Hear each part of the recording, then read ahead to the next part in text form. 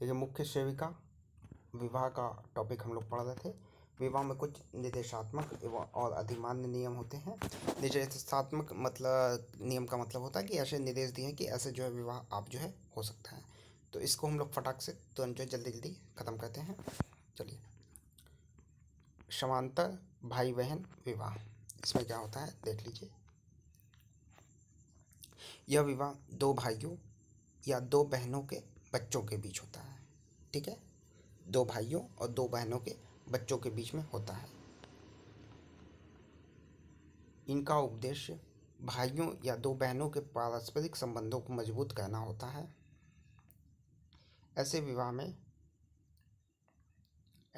में गोत्र बहिर्विवाह के नियम के अपवाद होते हैं।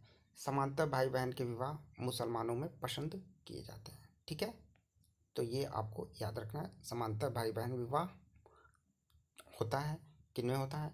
हिंदुओं में भी होता है, मुसलमानों में होता है, लेकिन मोस्टली जो पसंद किया जाता है वो मुसलमानों में पसंद किया जाता है। ठीक है, तो इसमें क्या होता है, दो भाई और या दो बहन के हैं, उनके बच्चे हैं, उनमें जो है आपस में विवाह जो है वो हो सकता है। ठीक है,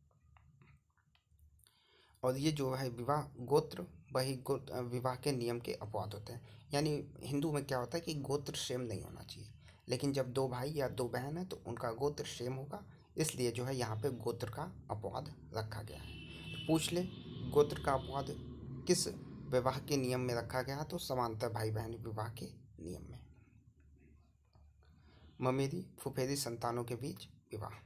ठीक है, यह विवाह मामा की लड़की और बुआ की लड़की के साथ होता है। इसमें पढ़ाने जैसा कुछ नहीं है, ना ही बहुत इम्पोर्टेंट टॉपिक है। ऐसे विवाह कहाँ पसंद किए जाते हैं ये आप देख लीजिएगा। ऐसे विवाह मध्य प्रदेश के गोंड और झारखंड के ओरांव और खदिया जनजातियों में पाए जाते हैं। ठीक है, दक्षिण भारत के हिंदुओं में मामा के साथ विवाह संबंध निर्देशित है। तो ये थोड़े से की पॉइंट है, याद रखना पर। परिभ्राता विवाह, यह विवाह का वह रिवाज है जिसमें विधवा उसके पति के भाई के साथ विवाह करती है। समांतरा पति का छोटा भाई बड़े भाई की विधवा के साथ विवाह करता है। इस विवाह का प्रचलन नीलगिरी पहाड़ियों के टोडों में पाया जाता है। टोडा जो है वो जनजाति होती है, नीलगिरी पहाड़ी तमिलनाडु, उनमें पाया जाता है परिभ्राता विवाह।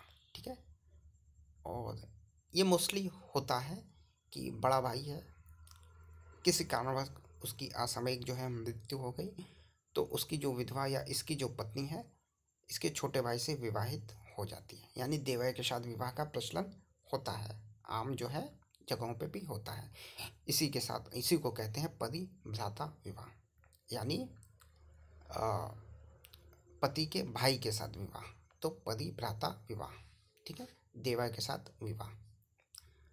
लास्ट या आपका आ जाएगा यहाँ पे शाली विवाह। शाली विवाह एक ऐसा रिवाज है जिसमें एक विधुर अपनी मृत पत्नी की छोटी बहन के साथ विवाह करता है। ठीक है, यहाँ पे जो होता है इसका जस्ट उल्टा, मान लीजिए पत्नी मर गई, कोई पति है उसकी पत्नी मर गई, तो पत्नी की जो बहन होती है, ये इंसान जो पति होता है उससे शादी कर लेता है, इसी को कहते हैं शाली विवाह। ठीक है, यानी जीजा शाली का विवाह सीधा कॉन्सेप्ट है। और ये विवाह जो है मध्य भारत के गोंड और बैगा जनजातियों में पाया जाता है।